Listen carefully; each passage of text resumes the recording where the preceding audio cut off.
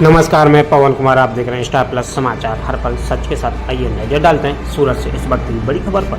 Surat Gujarat MSME के नए प्रावधान के विषय में कपड़ा व्यापारियों में पिछले 2-3 माह से काफ़ी प्रश्न सामने आ रहे हैं, जिनके कारण व्यापारी वर्ग असमंजस में है तथा व्यापार भी प्रभावित हो रहा है। जी हाँ, आपको बताते चलें कि उसी के मद्देनजर सेवा फाउंडेशन द्वारा मिलेनियम मार्केट 2 के प्रांगण में चार्टर्ड अकाउंटेंट्स के साथ एमएसएमई मंथन कार्यक्रम का आयोजन किया गया।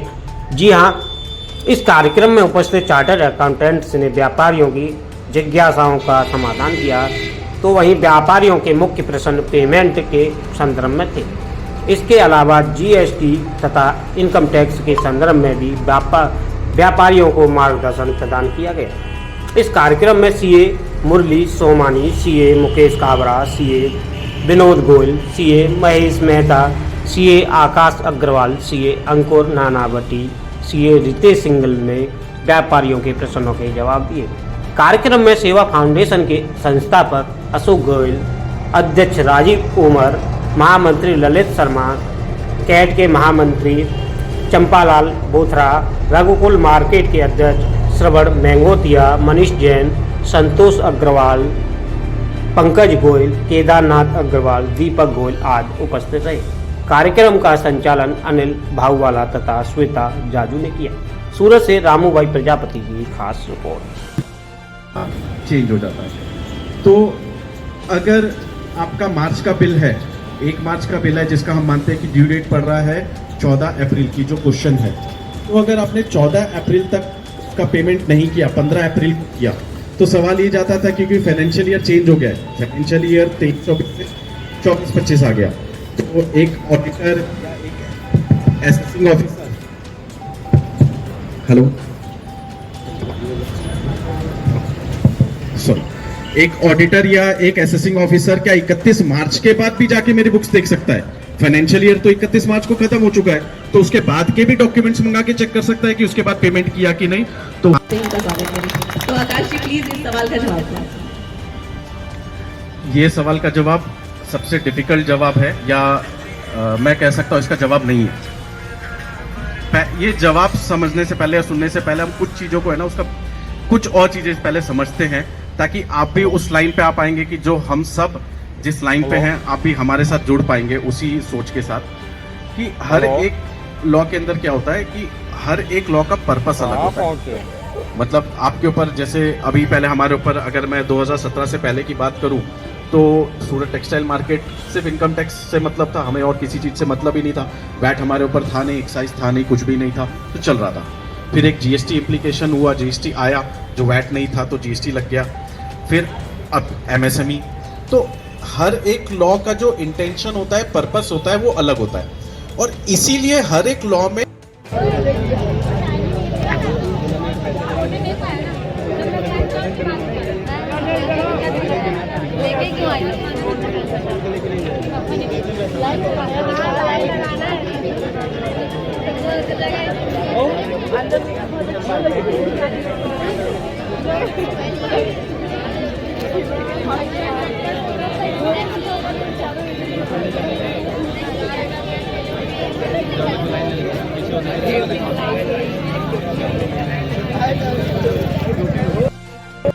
रिटर्न वाउचर बना दिया, लेकिन उसने माल अभी तक ट्रांसपोर्ट में नहीं भेजा। तो क्या ये जरूरी है कि वो जो रिटर्न गुड्स माल देता है उसका ईवी बिल बनना चाहिए, या वो बोलता है कि वापस 15 दिन बाद मेरा या महीना भर बाद में वापस मेरा बिल बना दो? तो क्या इसमें कोई दिक्कत है एक्ट के अंदर?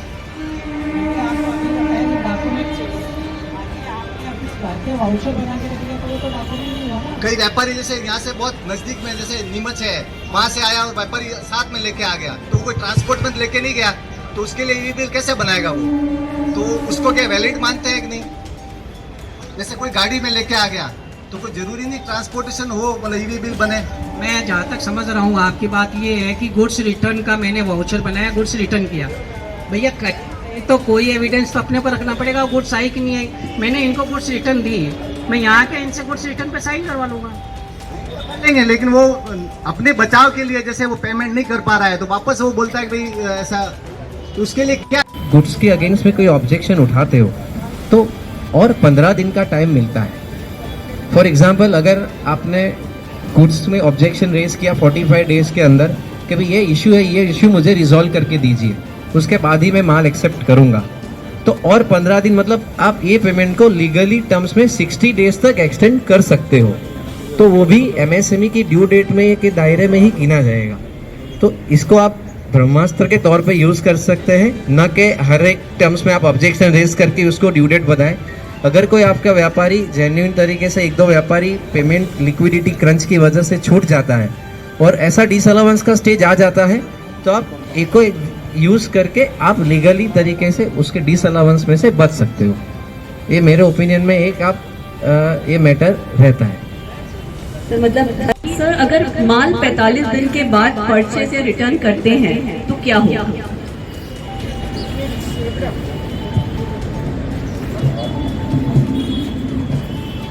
इस सवाल का जवाब भी दो पार्ट में है। वो 45 दिन के बाद यदि purchase return with in the year हो जाता है तो आपने कोई परचेज क्लेम नहीं किया उस साल में तो आपका कोई डिसअलाउ नहीं होगा। लेकिन वो 45 दिन यदि 31 मार्च के बाद आते हैं, से फॉर एग्जांपल कि आपकी जो ड्यू डेट है वो 4 अप्रैल थी, आपने 4 अप्रैल को पेमेंट नहीं किया तो 31 मार्च को आपकी वो इनकम मानी जाएगी। अब आपने परचेज रिटर्न यदि 5 अप्रैल को किया है तो भी आपको उस पर टैक्स भरना पड़ेगा। लेकिन वो परचेज रिटर्न 1 अप्रैल को कर दिया आपने। यदि वो परचेज रिटर्न आपने 1 अप्रैल को कर दी और उसका ड्यू डेट 4 अप्रैल को है तो फिर आपको कोई इशू नहीं। सीए मुरली जिसवानी से मेरा नेक्स्ट सवाल है, मैंने जिसे माल खरीदा है जिस एंट्री के द्वारा बिल को हम स्क्वायर अप कर सकते हैं?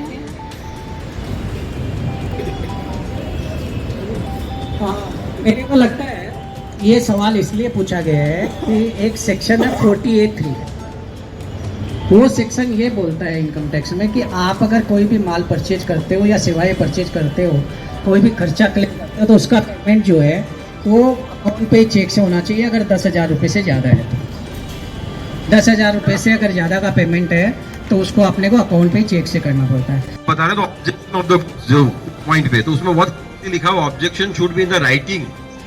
आपने राइटिंग में सामने को ऑब्जेक्शन फाइल कर दिया 15 दिन के अंदर, जब आपको गुड्स मिला है उस 15 दिन के अंदर फाइल कर सकते हो आप, तो 1 महीने बाद भी नहीं कर सकते। पहली बात तो सर मेरे दोनों के बीच में अंडरस्टैंडिंग है। अंडरस्टैंडिंग नहीं, अभी एमएसएमई एक्ट है, ठीक है, एमएसएमई तो खत्म, अंडरस्टैंडिंग तो खत्म कर दी सब। सर उसके लिए क्या मतलब मैं ये बोल रहा हूँ कि कायदा ये बोलता है कि आपको यदि कोई डिस्प्यूट लॉस करना है तो उसके लिए भी टाइम दिया कि 15 दिन के अंदर डिस्प्यूट फाइल कर सकते हो आप जिस दिन आपने माल खरीदा है वो रिटर्न मतलब डिस्प्यूट ही हुआ ना। रिटर्न का मतलब आपने वो एक्सेप्ट कर लिया तो फिर तो आपको पेमेंट करना है। फिर तो जो उन्होंने बताया कि जो परचेज रिटर्न वाला कायदा आ जाएगा, फिर आपका परचेज रिटर्न हुआ, परचेज रिटर्न तो जिस दिन परचेज रिटर्न हुआ यदि विद इन ईयर हुआ तो जैसे मुकेश जी ने बताया आपको उसी साल में परचेज रिटर्न है तो आपका कोई सवाल ही नहीं, आपकी परचेज ही खत्म हो गई। नमस्कार, आप देख रहे हैं TNU 24 आवाज जुल्म के खिलाफ। मैं रामू भाई चलते हैं आज गुजरात प्रदेश, जहाँ पे हर पेरेंट्स की खुशियों एकदम खुशियाँ नहीं समाई जा रही। देखना है आज स्कूल और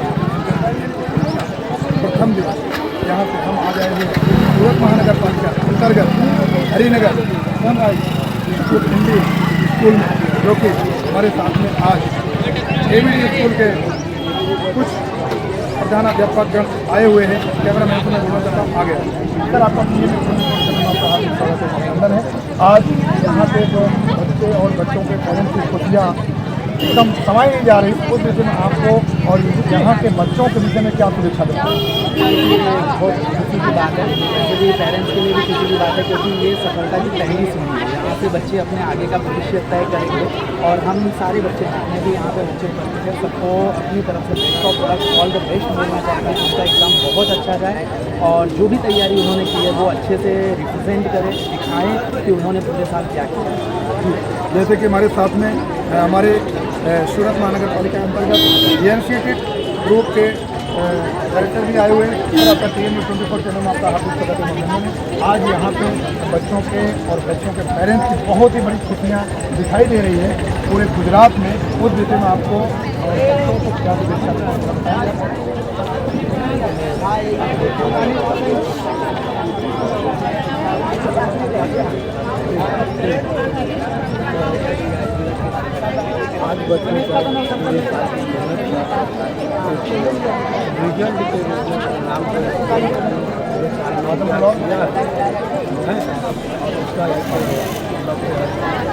लेकिन इसके बच्चे या पेरेंट्स अपने बच्चे को किसी प्रकार का दबाव या एक चीज़ ना समझें, क्योंकि एक रिजल्ट है, मतलब वो है कि मतलब ज़्यादा नहीं कि मेहनत जो किए हैं उसका परिणाम है, लेकिन उसके ऊपर जितना है उसको प्रेशर ना दें कि उनको मानसिक दबाव। जैसे कि हमारे साथ में कुछ बच्चे भी आए हुए हैं, मैं उनसे भी पूछना चाहता हूँ। बेटा आपका शुभ नाम क्या है, कहाँ से आई हो, स्कूल का क्या नाम है जी? आप यहाँ पे हाई स्कूल की परीक्षा देने आई हो, आपके मन में क्या ऐसा चल रहा है कि जो कि आपके माँ बाप और आपके टीचर और प्रिंसिपल खुशियों की लहर में हो?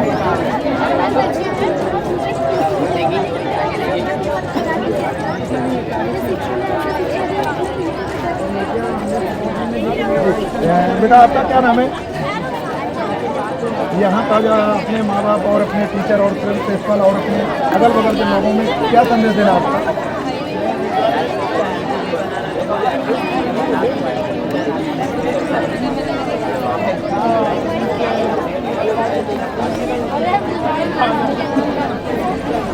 धन्यवाद। देखना है कि जैसे कि सूरत महानगर पालिका ने पूरे गुजरात में बहुत धूमधाम से आज प्रथम पेपर होने जा रहा है। बच्चों के मन में और बच्चों के माँ बाप के मन में बहुत ही बड़ी खुशियों की लहर आई हुई है, और साथ ही साथ जितने भी हमारे हाई स्कूल इंटरमीडिएट के प्रधानाचार्य हैं, टीचर हैं, उनके भी मन में ऐसी खुशियों की लहर बनी हुई कि हमारे पढ़ाए हुए हमारे शिक्षक वो आज उत्तीर्ण स्थान से अच्छे स्थान से पहुँचे और साथ में कंधे में कंधा देकर हर स्कूल में पहुँच रहे हैं, जो कि उनके बोर्ड की तैयारियाँ कराते हुए 1 साल से लगातार तैयारियाँ करा रहे थे। आज उसी कड़ी में हम फिर से चलते हैं। हमारे सचिन से आए हुए हमारे स्कूल के टीचर भी हैं। सर आपका आपको आपने बच्चों को 1 साल की तैयारियाँ कराया और जिसमें आपका क्या कहना है? इसके बारे में तो ज़्यादा कुछ नहीं कहना है।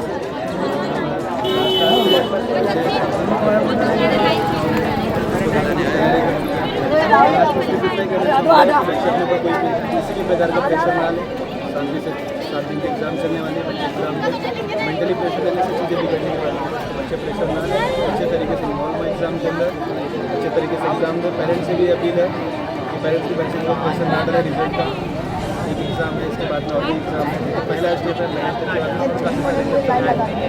प्रेशर देने से बच्चे अपने पर प्रेशर ना लें। धन्यवाद। जैसे कि यहाँ पे आज हम आए हुए हैं स्कूल में, यहाँ पे प्रशासन भी चकाचौंध है, यहाँ पे क्या कहते हैं, यहाँ पे पेरेंट्स भी हैं और बच्चे भी हैं। बहुत ही बड़ी खुशी दिखाई दे रही है। आप देख रहे हैं TN न्यूज़ के साथ रामू भाई प्रजापति की खास। पहले आप अपना परिचय बताइए सर। जी, मेरा नाम CA मुकेश काबरा है। मैं 1997 से सूरत में इनकम टैक्स की प्रैक्टिस कर रहा हूँ। आज यहाँ पे मिलेनियम मार्केट में व्यापारी का संगठन चल रहा है और पहले मंथन, उस विषय में आपका यहाँ के व्यापारियों के विषय में क्या संदेश है? यह है कि जो MSME में जो नया चेंजेज आया है वो इनकम टैक्स एक्ट में चेंज आया है। MSME 2006 से ही अप्लीकेबल है, लेकिन चूंकि इस बार इनकम टैक्स में इस बार भारत सरकार ने चेंज किया है, इसके लिए सब व्यापारियों पे लागू हो गया है।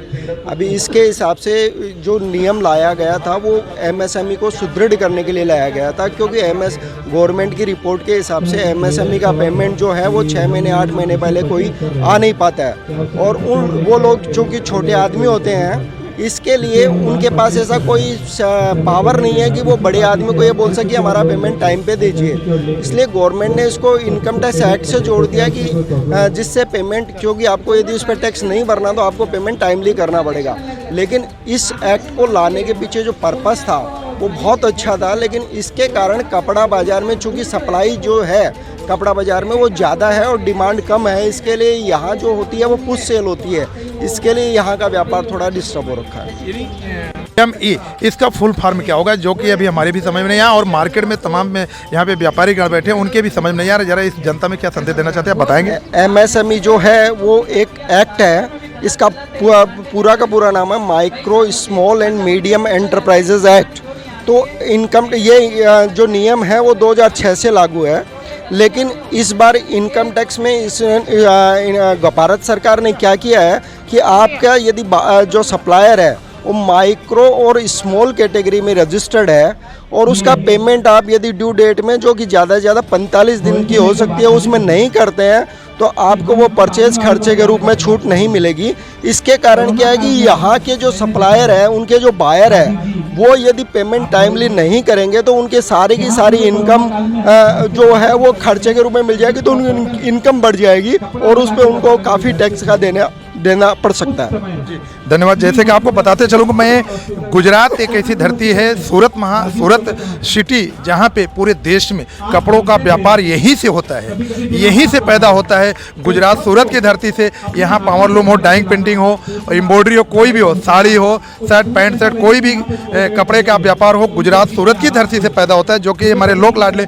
बड़ा प्रधान नरेंद्र भाई मोदी की जन्मस्थली सूरत से। आज उसी को कड़ी में लेके हम यहाँ पे आए हुए हैं, मिलेनियम टेक्सटाइल मार्केट 2, जो कि सहारा दरवाजा बहुत बड़ी मार्केट है, जिसमें कि आज हज़ारों की तादाद में यहाँ पे मार्केट हैं जो कि कपड़ा व्यापारी लोग हैं। आज यहाँ पे सेवा फाउंडेशन की पहली मंथन को लेकर यहाँ पे आज मार्च का एंडिंग महीना चल रहा है, फिर भी आज पहली मंथन की गई। आप देख रहे हैं TN न्यूज़ के साथ रामू भाई प्रजापति की खास रिपोर्ट। नमस्कार, आप देख रहे हैं TN न्यूज़ 24 आवाज़ जुर्म के खिलाफ। मैं रामू भाई प्रजापति। चलते हैं गुजरात की धरती पे, सूरत महानगर पालिका में आज मिलेनियम टेक्सटाइल मार्केट 2 में बड़े ही व्यापारियों के साथ मैं दिखाना चाहता हूँ। यहाँ पे तमाम व्यापारी हमारे साथ में बैठे हुए हैं, जो कि सेवा फाउंडेशन की पहली पहल मंथन आज यहाँ पे हो रही है।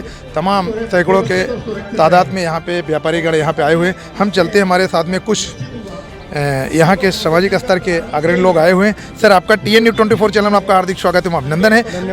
आज यहाँ पे सेवा फाउंडेशन की पहली पहल मंथन चल रही, उस विषय में आपका यहाँ के व्यापारियों के विषय में क्या संदेश देना है?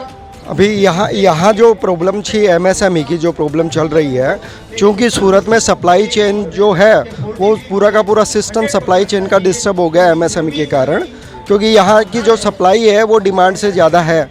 इसके लिए यहाँ जो होता है वो सप्लायर खुद सेल करता है, क्योंकि सारे बायर्स की डिमांड होती है। क्योंकि यहाँ यदि इस चक्कर में नीचे के जो बायर हैं उन्होंने सारी की सारी अपनी परचेज़ रोक दी, क्योंकि उनको पेमेंट है वो 45 दिन के अंदर करना जरूरी हो जाता है। और यहाँ का जो पेमेंट सिस्टम है वो 4 महीने 6 महीने तक 8 महीने तक का पेमेंट सिस्टम है। इसके लिए सूरत का कपड़ा मार्केट में काफ़ी इस चीज़ को लेके बेचैनी का माहौल है। जैसे कि एक धरती से बड़ा प्रधान नरेंद्र भाई मोदी जी का जो सपना था, सबका साथ सबका विकास, वो आप लोगों ने सेवा फाउंडेशन के जरिए आप उठा लिए हो। जी, मेरा नाम CA महेश मेहता है। आज यहाँ पे मिलेनियम मार्केट में तमाम व्यापारी आपके साथ में आए हैं, उसका जरा उद्देश्य बताएंगे कुछ? आज सेवा फाउंडेशन के द्वारा एक मंथन कार्यक्रम रखा गया है, जिसके तहत जो अभी एक सेक्शन 43BH इनकम टैक्स में फाइनेंस एक्ट 2023 में आया था, उसके ऊपर मंथन करने के लिए कि ये एक्ट क्या है, इसका अपने सूरत के व्यापारियों पे क्या फ़र्क पड़ेगा, इसका क्या फ़ायदे हैं, क्या नुकसान है। और इस एक्ट के आने के बाद बहुत से व्यापारियों असमंजस में है, उनको कुछ कन्फ्यूजन है, उन कन्फ्यूजन को दूर करने के लिए हमारे सेवा फाउंडेशन ने आज ये कार्यक्रम रखा है। आपके यहाँ काफ़ी देर से मैं सुन रहा हूँ इसका फुल फॉर्म में क्या होगा, जो व्यापारियों को कुछ हम लोगों को समझ नहीं आ रहा, उस विषय में बताएंगे। ये एक micro small medium enterprise act है। वो एक्ट के तहत इस सेक्शन को लाया गया है कि जिसमें बोला गया है कि अगर आपने टाइम पे पेमेंट नहीं दिया व्यापारी को तो आपका वो इनकम में जुड़ जाएगा और आपको उस पर इनकम टैक्स पे करना पड़ेगा। ये कितना दिन से फाउंडेशन चलाया जा रहा है, जो आपकी सेवा फाउंडेशन की बड़ी? तो ये सेवा फाउंडेशन ने आज इसके लिए रखा गया कि जो व्यापारियों को तकलीफ आ रही है, जो कन्फ्यूजन है, उसको दूर करने के लिए यह कार्यक्रम रखा गया है। और ये जो एक्ट लाया गया है ये MSME को मजबूत करने के लिए लाया गया है, लेकिन इसमें बहुत सी चीज़ें हैं जो अभी तक क्लियर नहीं हो पाई है। भले ये एक्ट बहुत अच्छा है, हमारे प्रधानमंत्री मोदी जी ने एक्ट MSME को मजबूत करने के लिए लाया है, लेकिन इसमें जो चीज़ें कन्फ्यूजन है, जिसमें क्लियर नहीं है, उसका क्लियरिफिकेशन के लिए हम CA के पैनल को यहाँ बुलाया है। हमने अपने ओपिनियन दिए हैं और हम सरकार से ये भी चाहते हैं कि जो कन्फ्यूजन अभी बना हुआ है कुछ डेफिनेशन में, उसको क्लियर करें, ताकि जो व्यापारी लोग इससे उस एक्ट से व्यापारी को भी कोई इतना प्रॉब्लम नहीं है, लेकिन उसमें जो क्लैरिटी नहीं है उससे लोग ज़्यादा कन्फ्यूजन है।